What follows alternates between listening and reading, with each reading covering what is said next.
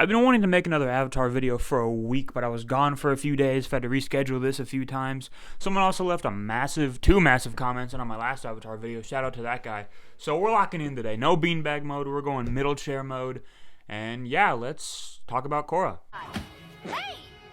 You're the worst Avatar ever! The question of whether or not Korra is a good Avatar has been around since The Legend of Korra came out about a decade ago now. And because the new Avatar show, Seven Haven's coming out hopefully next year. There's no release window yet even, so we'll see. But whenever it comes out, it will be about how the Avatar is viewed as the destroyer of the world and how the world is completely changed because of something the Avatar did. If you're connecting the dots, that means that Korra did something fucked up and either let the world be destroyed or did it herself. We'll find out soon. And that has sparked a new wave of this debate online of whether or not Korra is or ever was a good Avatar. And I want to talk about that today. The main reason this is controversial, I think, is because The Legend of Korra as a show isn't as good as The Last Airbender. And when you make something as good as The Last Airbender, the follow-up has to be amazing. And it wasn't. I think it was good, great at times, bad at times, but it certainly wasn't to the level of Last Airbender. And I think that's where a lot of the disdain for Korra as an Avatar comes from, because a lot of the things that are bad about that show directly affect her and her character. I also want to clarify, and I know Twitter is Twitter, but people talk about this debate on Twitter as if Korra is a real person they need to defend. It's still a cartoon, man. I really don't know how else to say this. She's not going to get mad at you for admitting that Season 2 is bad and the shit she does in that season is kind of dumb. Like, she can't do anything. I get she's got a muscle everywhere, but she can't do anything to you. So, I'm going to discuss whether or not Korra is a good Avatar in this universe, but I'm not going to be coming at it from any angle as if I need to defend her because she's real and I'm scared of her. So, getting that out of the way, let's just start this off. You know what? In efforts to make this video as accurate as possible, I'm going to do what people on Twitter never do and go outside and see what real people think. Oh, here's someone. Let's go ask him. Excuse me, sir. Do you think Korra's a good Avatar? Korra from Beyblade, or? Okay, well, that didn't work. Back to the normal video.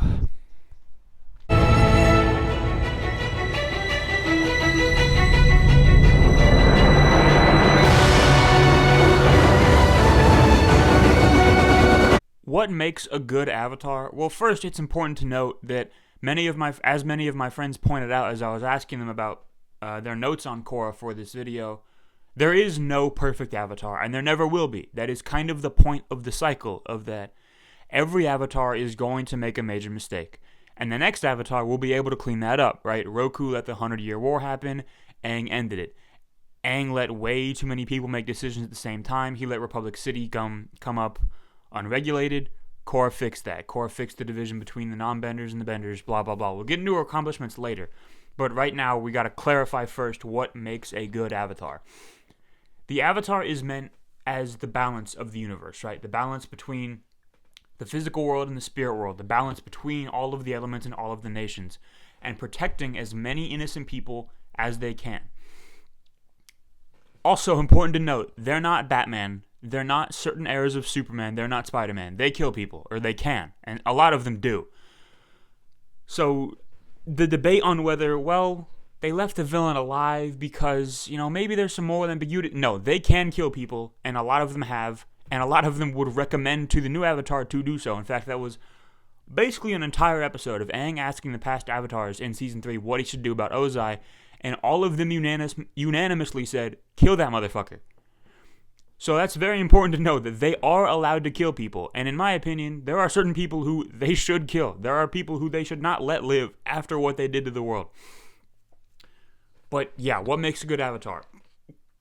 Keeping the balance in the world, keeping the protection of people and the elements, and the nations and all other spirits, animals, just life in general, protecting the world from itself, from other threats, whatever it is. And having the skills and mindset to do all of that. You have to be able to fight because someone's going to try and fight you, or someone's going to try and kill an innocent person or take over another nation. You have to be able to stop that, right? And you have to have the decision making to be able to know when to fight or when to delegate or when to do what. So those are the first two things we're going to talk about is, can Korra fight and what's her decision making like? And the first question is, can Korra fight, or is she strong enough?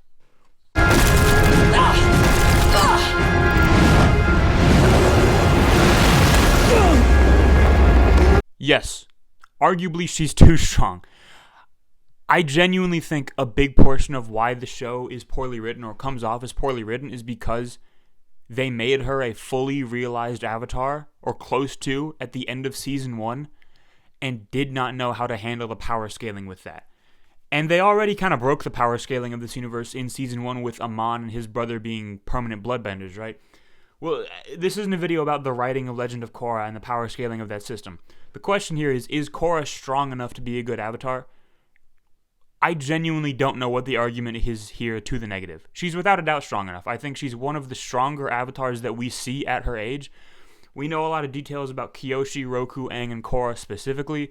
We know a little bit about Wan. We know a little bit about Kuruk. We know a good bit about Yang Chen, actually. And Korra is one of the 3 strongest of that group. I would argue that. I have no argument against, at this point, that she's not strong enough to do what she needs to do. I know there's a whole debate on whether she's stronger than Aang or not. I do want to make a whole video about this, but spoiler alert, yes, she is. Granted, it's not entirely a fair comparison because one of them, at their primes that we see in the shows, one of them is 18 years old and jacked, the other one is 12 and bald. So I hope she wins, and she would. But yeah, she is ridiculously strong, and so is her avatar state. I think that goes into her disadvantage in the writing because after the midway point of season 2, Korra does not have a fair fight. Every single fight that Korra is in, they have to either take her 3-on-1, or chain her up, or put her to sleep, or poison her some other way, or have her be being affected by poison that she had years ago, or having PTSD, or not being able to pull the trigger, or just being weaker because she's been out of practice for a while. Korra does not get a fair fight since arguably even season 1, and even then, fighting a bloodbender who can do it whenever isn't exactly a fair fight. And every fair fight that Korra gets, she fucking wipes everyone, dude. She firebends more than any other element. I've seen that chart, I know you have too. And it shows because fire is the most offensive-based element outside of the Masters, right? Outside of like Iroh and Prime Zuko, who don't just use fire for offense, they use it for all the applications.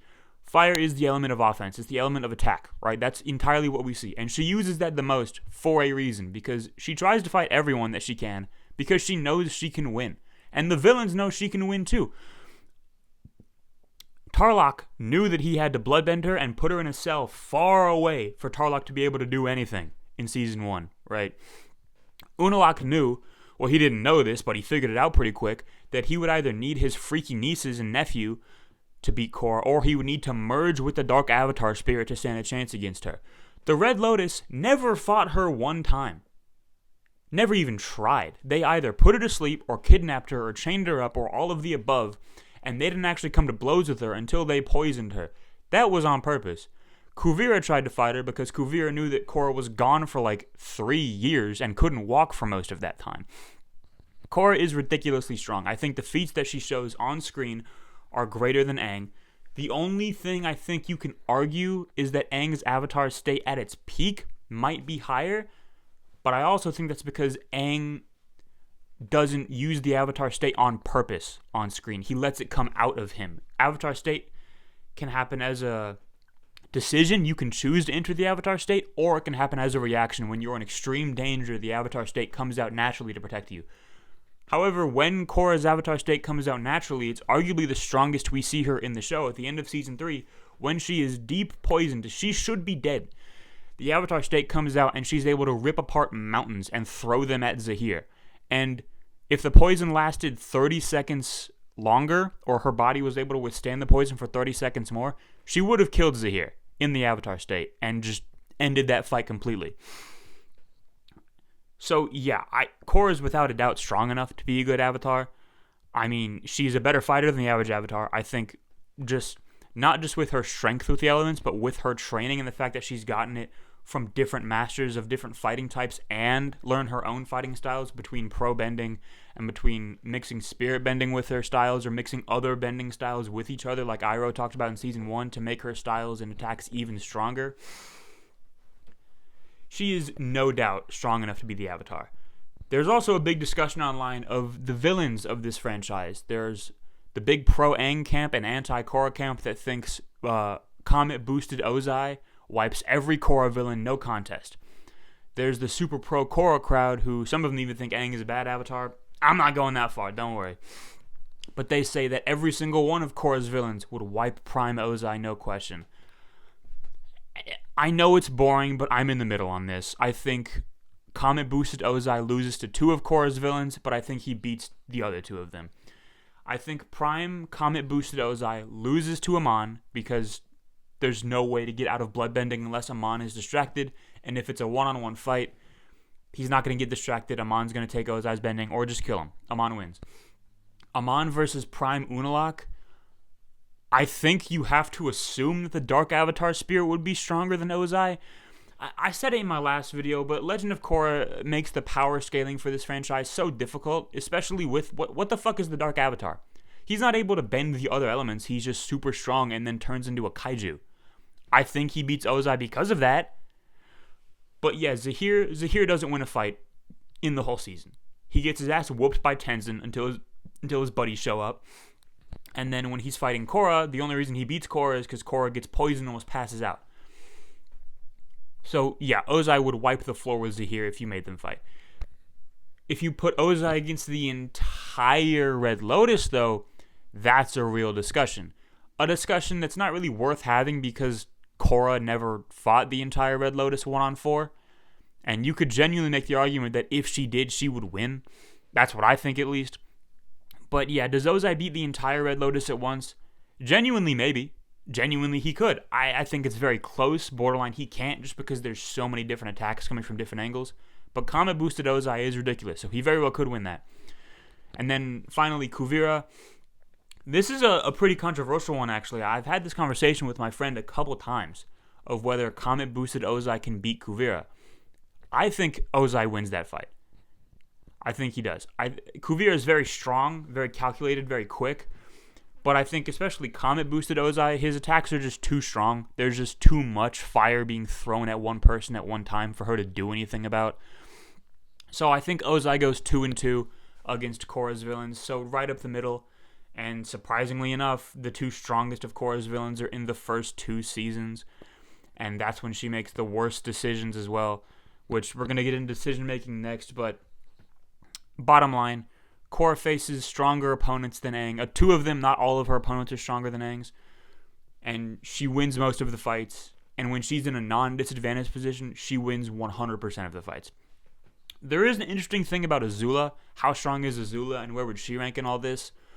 Pretty high, I think. Not higher than Ozai, obviously. But at the same time, Aang never really fights Azula one-on-one either. Aang doesn't fight many people one-on-one. That's another reason it's kind of hard to judge this. Outside of Ozai, Aang doesn't choose to fight many people. He normally chooses to escape or run away or tire them out and just fucking yap to him for a while. But yeah, I think Azula and Kuvira is a good fight. I don't know who wins that. I think Azula and Zahir is a very good fight. But obviously, if Ozai loses to Amon and Unalaq, then I think Azula loses to those 2 also. But yeah, Korra has 2 villains that are stronger than Ozai, 2 main villains that are weaker than Ozai, but she has to fight the whole Red Lotus, but she never really fights them entirely by herself. She never even fights Zahir quite one-on-one. It's a weird discussion. Maybe I can make a whole video on that later, but those are my thoughts on that. And yes, Korra is unequivocally strong enough to be a good Avatar. She has the tools. I've been a Korra defender since I finished the show, but this is the segment where I kind of can't defend her for a lot of the time. Her decision-making kind of sucks. In the first 2 seasons specifically, I think she's written to be, I guess the word is brash, but the word that comes to mind is just she makes stupid decisions. She just does. And I think they get away with it because, well, this is how a 17, 18-year-old brash person who wins every fight would act if they were cooped up for their entire life. And yeah, sure, but that doesn't excuse the fact that the decisions are still bad. In season 1, she constantly does things that Tenzin tells her not to, despite Tenzin being the one that she's there to learn from. And she gets herself into trouble because of it. She gets herself out of trouble pretty much the whole season. No one really helps her in season 1 all that much.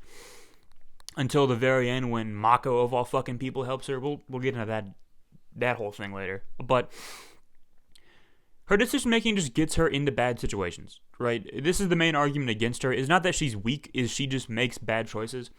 Season 2 is the big one here of her father and Tenzin are telling her to not listen to Unalaq because Unalaq's kind of weird. Korra doesn't listen. She listens to Unalaq anyway and tries to learn spirit bending. That kickstarts the entire plot of the second half of Season 2. Honestly, the entirety of Season 2. Of not only eventually getting the Avatar past lives killed out of her and ripped away through the Avatar spirit, but also like the civil war between the water tribes and her family gets put in jail by Unalaq. Awful decision. I understand that, like, yeah, Tenzin and her dad were part of the decision makers that kept her in the North Pole for so long, or in the South Pole for so long, kept her locked away in the South Pole for so long to train instead of exploring the world like a normal Avatar would. But they were also the ones that agreed that it finally was good for you to get out into the real world, and that's what happened with the entirety of Season 1. You got to see Republic City, you got to see a bunch of other places, I'm sure, in between seasons. But in the end, she chooses Unalaq, and Season 2 happens as it does. And I know that people want to defend this because they want to be right about this argument. They want to be right that Korra is a good Avatar. She doesn't have to be perfect. You can say that Season 2 is bad, and she makes bad decisions in Season 2. Because she does, and it is. I don't think there's much of a way to defend her decision-making in Season 2 specifically. Her decision-making gets a lot better in the later seasons, and I think that's a big part of her development. In Season 4, pretty much every decision she makes, outside of the single time she fights Kuvira one-on-one and gets her ass beat, her decision-making is the complete opposite of what she would be in the early seasons, and I think that shows a good amount of development. So her decision-making at the end of the show is good, and I think in the comics, her decision-making is really good. I just started reading the Empire one, the Remnants of the Empire, I think it's called, with Kuvira. It's not called that, it's something like that. But Kuvira comes back in that comic, and it's really good. I'm not done with it yet, but it's really nice. I like it a lot. So I think at the end, her decision-making is really good for her to be a good Avatar. But when she's doing the most eventful things of her show, her decision-making is bad, and that leads to it. I'm not going to say it's the main cause of it, or it's the root cause of it. If she doesn't do that, then none of it happens. However, there was still a way that she does that and gets away with it like she did in Season 1. But in Season 2, a very specific reason that we're going to talk about next prevents her from getting away with it because she's so strong. And she makes the right decision eventually. But yes, at the end of the day, this is a negative for her because she makes bad decisions and suffers the consequences because of it. She's too brash. She thinks she can do whatever she wants a lot of the time. And I know that's how her character's written, but that still makes for a bad Avatar moment, not an entire bad Avatar, just a bad Avatar moment because she made the decision to be in that situation in the first place. Now, no Avatar goes through things alone. Pretty much every Avatar, from the Yang Chen novels, from the Kyoshi novels, from the Roku stories we have, from the 60 episodes of evidence we have with Aang, and now with Korra, every Avatar has a team of sorts. You know, they call them the gang in Last Airbender. They call it Team Avatar, just as a rule, right? There's not like set positions or set masters or set like, it has to be your brother, it has to be your friend, none of that. It's just every Avatar has a support system, right? And Korra's is fucking horrible. Hey! Let me go!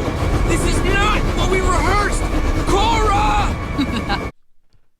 Korra's Team Avatar fucking sucks, dude. I'm sorry to say it. Tenzin's like the only useful one, and even he's not around enough of the time to be like a real impact. Granted, yeah, some of that's because Korra tells him to go away, blah, blah, blah. Dude, Aang had like all prodigies, and Sokka, who is unironically more helpful than anyone in Korra's team. Like, yeah, if you have the person who ended up being the best earthbender on the planet, another one who ended up being the best waterbender on the planet, and then it's the last season, your like last minute ad, your trade deadline grab, if you will, is the Prince of the Fire Nation, who ends up being a top 3 firebender on the planet. What the fuck does Korra have? Someone whose nickname in the first season is like the Scrappy Boxer Brothers or some stupid shit like that. Mako and Bolin don't do fucking anything. And I was gonna say I like them. I like Bolin. So I'm sorry to say this about him. I don't like Mako very much, so I don't care what I say about him. These guys don't do fucking anything for her. And, okay, yeah. Well, Mako hits Amon with lightning in season 1 and then Korra escapes. Sure, but Korra got airbending like 2 seconds later, and also Korra already lost her bending by that point. So he didn't really do anything. If he did anything, he was a full 3 minutes late with it. Bolin's not even around in the first season to fight anybody. And they do help beat the Red Lotus. I'll give them that. They help win the Red Lotus fight. That's at the end of season 3. So your main 2 bending friends don't actually help you that much until 75% through the run of the show. Oh my god, man. Why are we even comparing the 2 teams? If it was a 3-on-3, or fuck, a 4-on-4, with Korra, Mako, Bolin, and Asami against Aang, Sokka, Toph, and Katara, I don't think Sokka gets a scratch on him. That's how bad this fight would be. Mako and Bolin are not great fighters. They're okay, they're good, but they're not at the level that they should be fighting next to the Avatar. And their decision-making is sometimes even worse than Korra's, particularly Mako's, who not only enables Korra's dumbass decision-making, but does his own even worse sometimes. I'm getting a little more ramped up at 9:21 in the morning than I hoped I would, but this is the category that I felt most like exonerates Korra.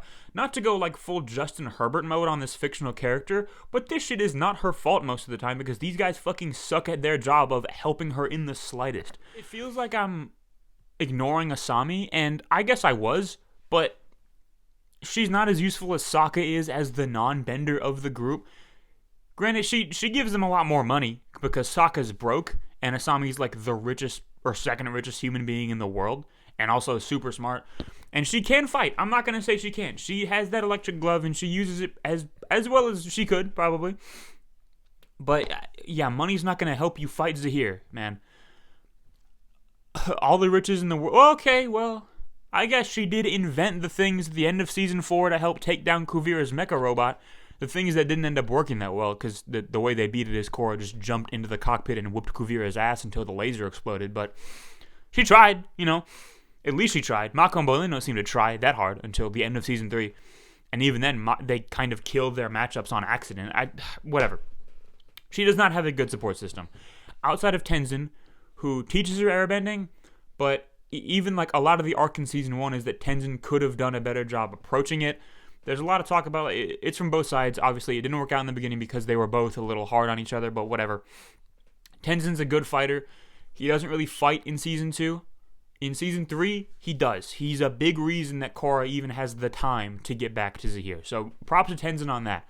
But Tenzin's not really around enough, and also he's like 50. So counting him as part of the team with a bunch of teenagers, a little bit of a Mickey Mouse inclusion, but he's the best she has, honestly.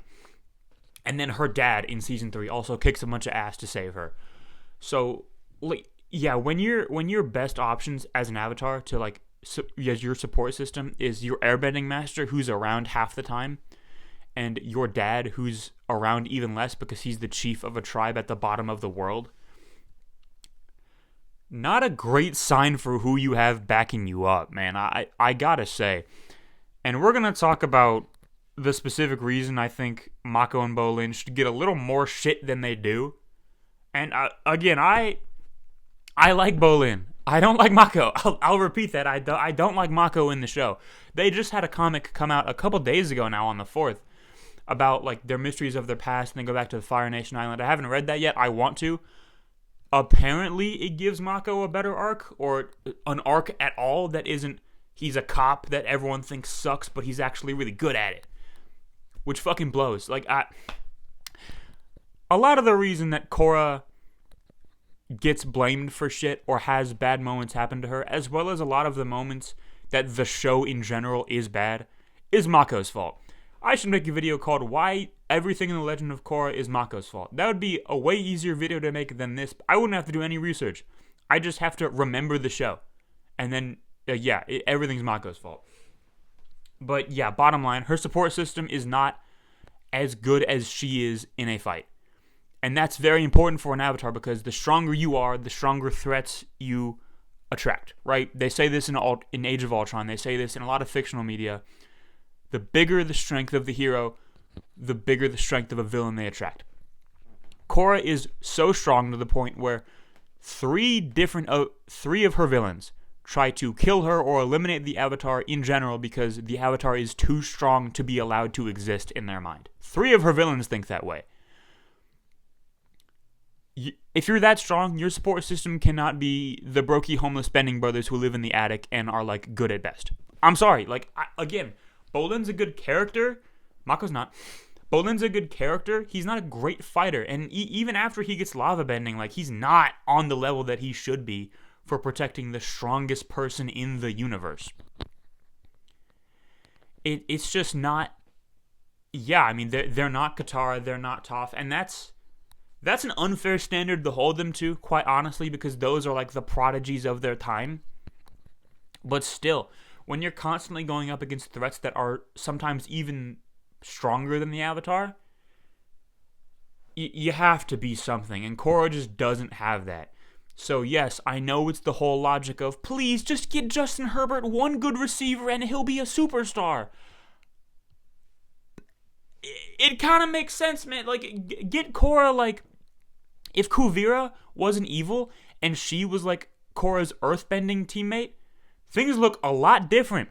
Or if General Iroh 2, Zuko's son, I think, or Zuko's grandson, maybe, the general of the Fire Nation Army in Season 1, who's in the show for, like, 3 minutes, who's a real strong firebender, if he replaces Mako, the whole show looks way fucking different, and Korra would get way less blame, because so much less bad things would happen to her if she had, like, competent fighters around her, or people who just in general knew what they were doing. But she didn't, so more bad things happened to her. And you could, of course, say the thing, well, you are who you surround yourself with, you are who you keep as company. Okay, if you want to fucking go that far with it, then you're never going to think Korra's a good Avatar to begin with. Like, could she have picked better people? I guess. But in the logic of the show, she wasn't allowed to leave her hometown for 17 years. And she just made friends with the first 2 people that she met when she eventually did leave. It was barely even her choice. She started trespassing, and then Bolin was like, oh, actually, hey, she's with us. And then they were just friends after that. So, like, could she have, like, looked around for a better team? I guess so. But what much choice do you have if you're not supposed to leave your hometown until you convince them to? And honestly, you escape when you're 17, and then you're barely supposed to leave Air Temple Island. You're not going to have a lot of time to go scouting for the best of the best, right? Could this blame be put on the White Lotus? Maybe, but even the White Lotus in this show don't seem very strong, you know. Tenzin's not an official White Lotus member from what we can tell. Neither is Iroh 2. Zuko, I assume, is, but he's like fucking 90 and old as hell, so what is he going to do? Yeah, bottom line, Korra's team is bad. And nowhere near her level. And that affects her very poorly. And it affects her especially in what we're going to talk about next.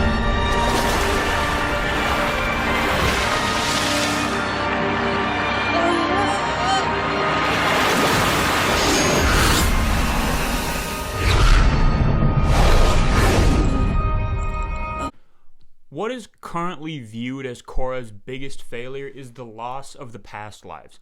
In Season 2, we get explained the whole dynamic of Rava and Vatu, the Avatar spirit and the Dark Spirit, and how the first Avatar, Wan, found them fighting, so Rava gave him the power of the Avatar, and now it's the cycle, right? And in Season 2, Korra's creepy uncle Unalaq rips Rava out of Korra, and beats the fuck out of it until all of the past lives disappear.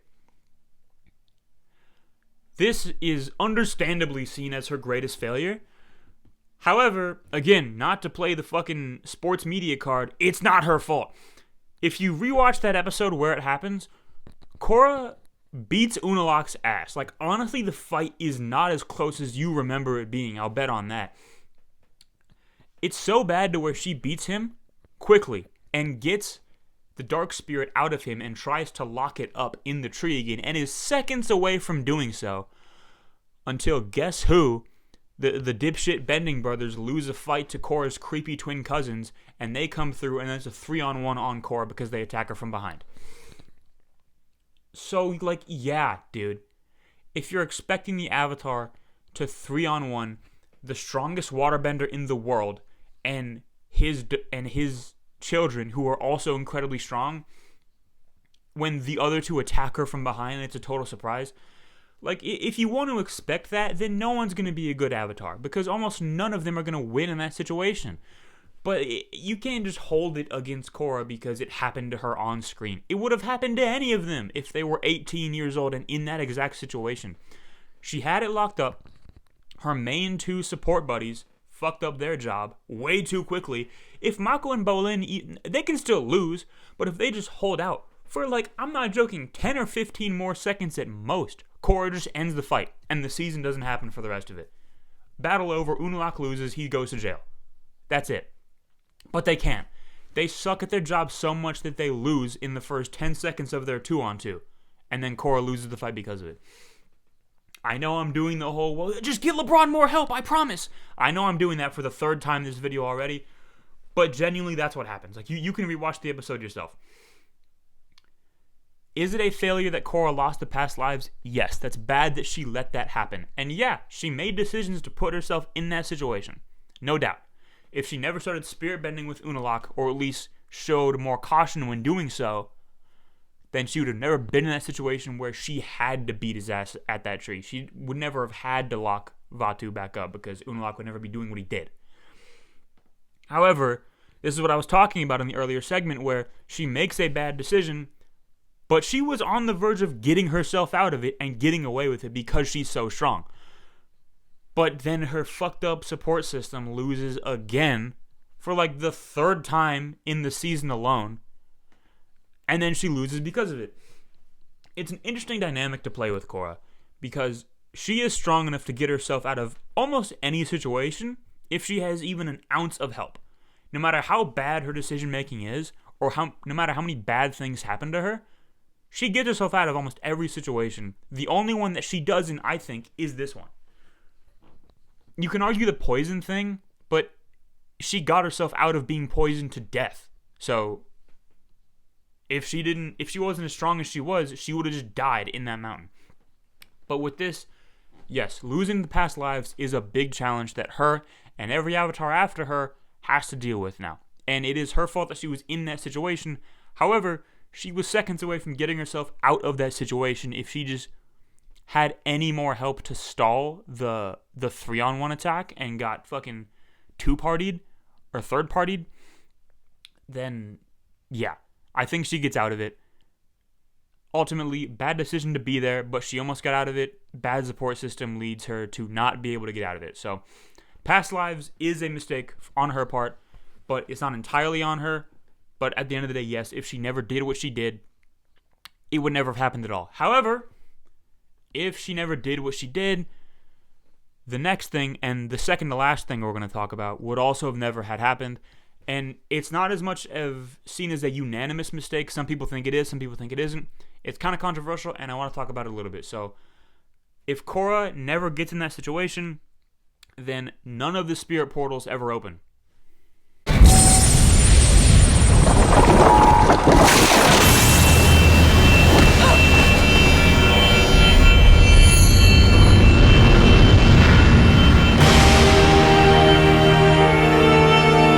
When I first watched Legend of Korra, like the first time I ever watched the series, I thought the opening of the spirit portals was weird because it was so different.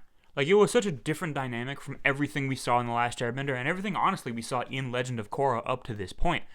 We had never seen anything like it.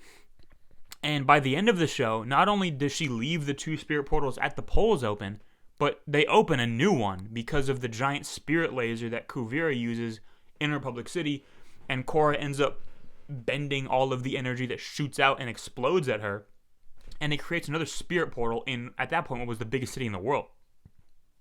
So, the question is, was this a mistake to leave the spirit portals open at all?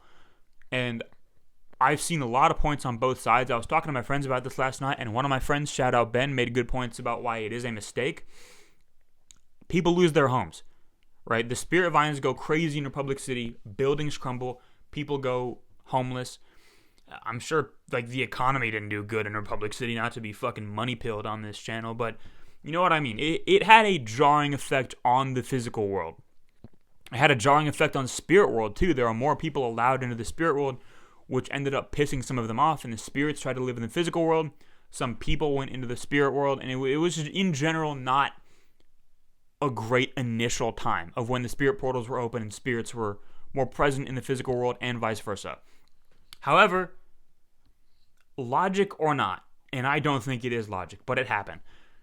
The spirit portals opening, somehow, the airbenders returned. Like, more people got airbending, and a restored air nation was born out of this. That was Aang's biggest dream. They say this in Legend of Korra, was to restore and protect the air nomads and protect that nation and bring that element back.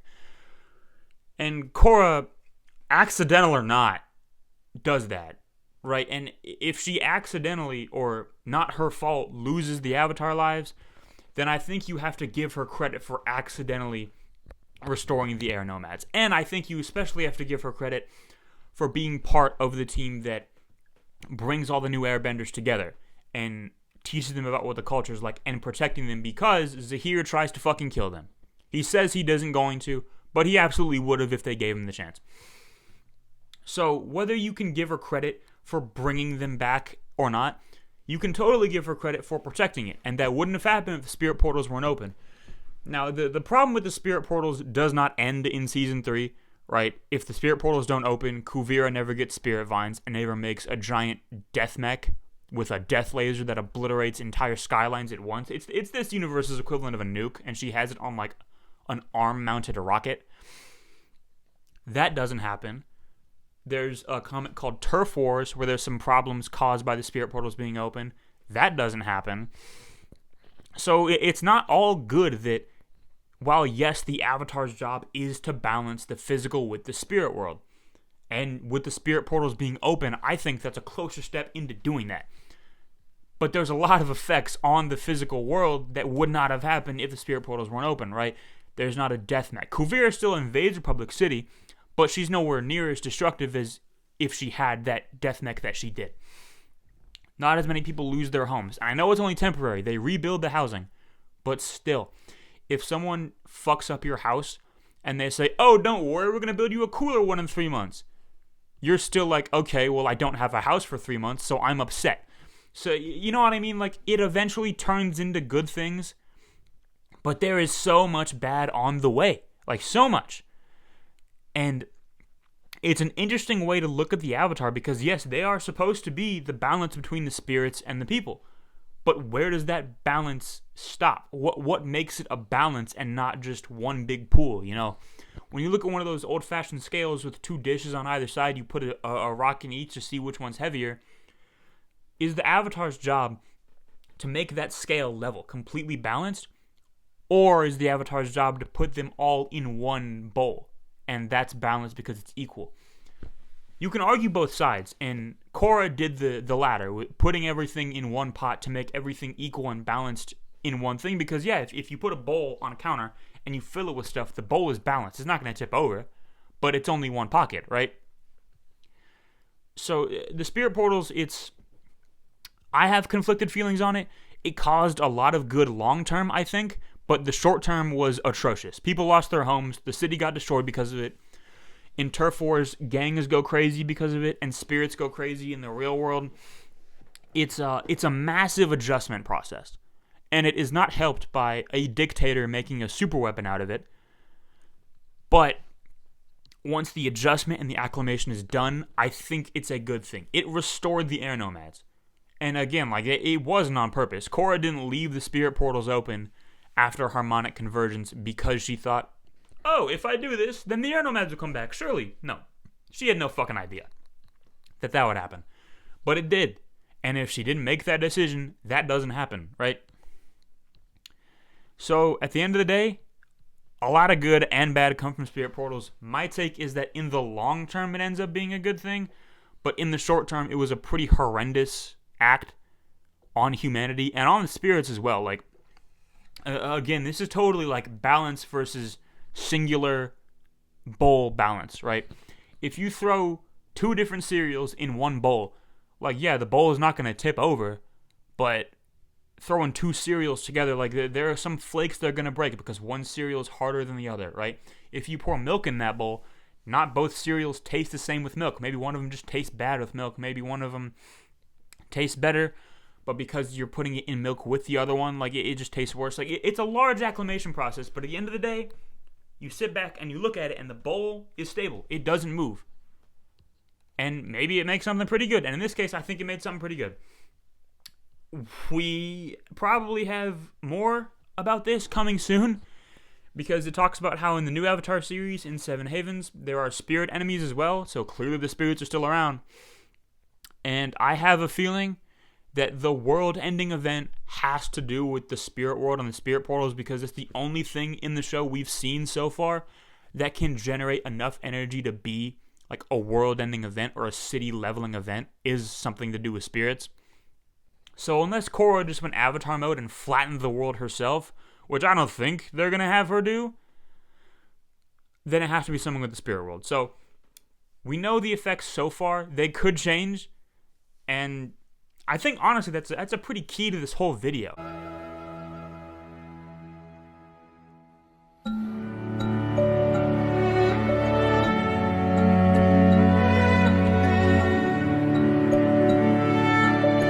In conclusion, in my opinion, from what we know right now, I think Korra is a good Avatar. She does the best that she can do despite a bad support system and a world that is constantly trying to kill her. Like, every step along the way. Kuvira is the only one of her villains that doesn't want her dead. Kuvira just wants her out of the way. Everyone else along the way is like, yeah, the Avatar needs to die. Now. And I want to be the one that does it. I think a couple other my friends, Sid and... I already shouted out Ben. Ben also shared this sentiment last night. Shout out Sid and Eli for doing the same. Is that Korra did her best with the circumstances she was given. And a lot of that was because she was such a good fighter. And that part's my take is, does she get herself into bad situations sometimes? Yes. Does the world around her make her situation worse on a level that seems unequivalent with other avatars? Yeah. But honestly, it sounds corny, but she's just too strong for that to matter sometimes. She got too much sauce to care about that. She's just too strong. That's it. She's too strong to be majorly weighed down by any of that. And I know what you're going to say. Like, she was in a wheelchair for months, if not a year. And then she left for quite a while. Like, yeah, but most people just die in that situation, right? Like, most people don't even get to the wheelchair. They just die in that mountain. And she not only got to the wheelchair, she was able to walk again. She was able to get the poison out of her again after she met Toph. She was able to get back to close to full strength, beat Kuvira, and then in the comics get even stronger again and just honestly go kind of crazy with how strong she got. Now, does that make her a good Avatar? Yeah, I think so. I certainly don't think it's the worst Avatar we know about. I think that Roku letting Sozin live as long as he did, I know they were best friends. I know that's a hard decision to make. Roku knew that Sozin was going to start a war. And he let that stay. And yeah, Roku didn't know that he was going to die in those volcanic explosions. But like at a certain point, you got to make the decision, right? You're the Avatar. You're the strongest person in the world. That's a fact that I meant to bring up earlier. The Avatar is a lot based on the quality of your Avatar. Is based a lot on what you do with your strength. You are the strongest person in your universe, and in most eras, it's not close. So what do you do with that strength, right? And that's why I said the kill thing, there's not a no-kill rule at the beginning of this video, Roku tells Aang to kill Ozai because he learned he should have killed Sozin. That's it right there. Kyoshi killed people. She tells Aang to kill people. Kuruk, who didn't even live that long and focused a lot on the spirit world, tells Aang to kill people. Yang Shen focused a lot on the physical world, tells Aang to kill people. Aang did not kill Ozai. And from what we know, that didn't cause a problem later, but Aang's reluctance to kill people is kind of an issue. And you can say that Korra's is the same.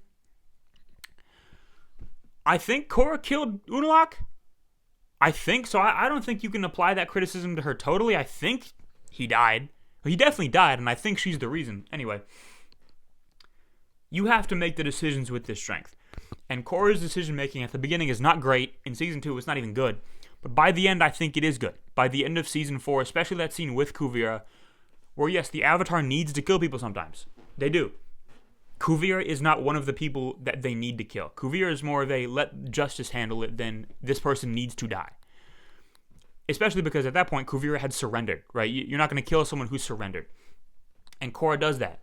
And I think her decision-making continues to get better in Season 4 and in the comics as she develops into, like, the end of her character arc, or the later stages of it at least. So yeah, she makes mistakes, obviously. And there's no perfect Avatar, as I said at the top of this video, and she's far from it, especially at the start. But I do think she grows into a pretty good one, and because she's so strong, stronger than average, she makes up for a lot of those mistakes early anyway. So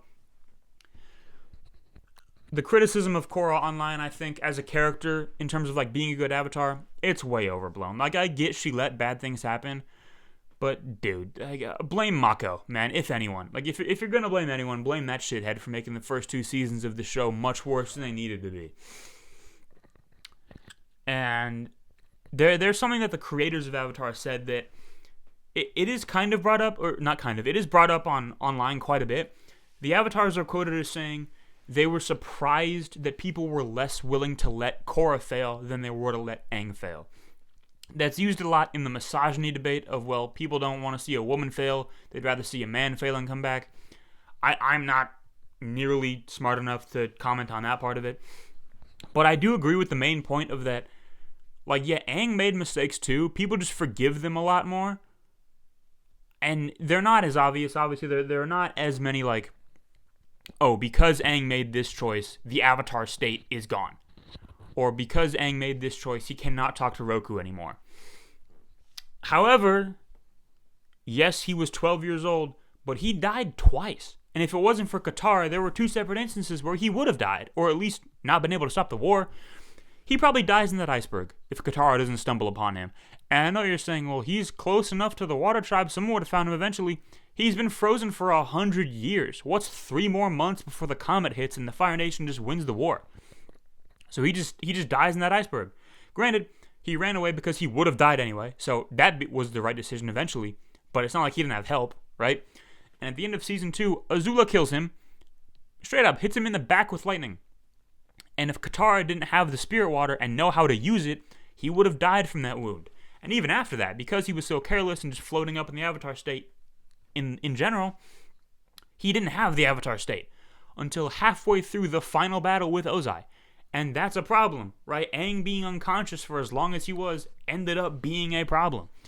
So, and don't get me wrong, I'm not saying Aang is a bad Avatar. Aang is a great Avatar. From everything we know, I grade him very high on that scale. But he also fucked up.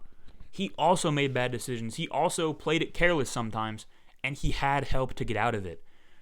Korra also played it careless sometimes. She just had less help to get out of it. And when she did have any help at all, or just was able to outpower someone, which she was more often than not, it didn't end up mattering.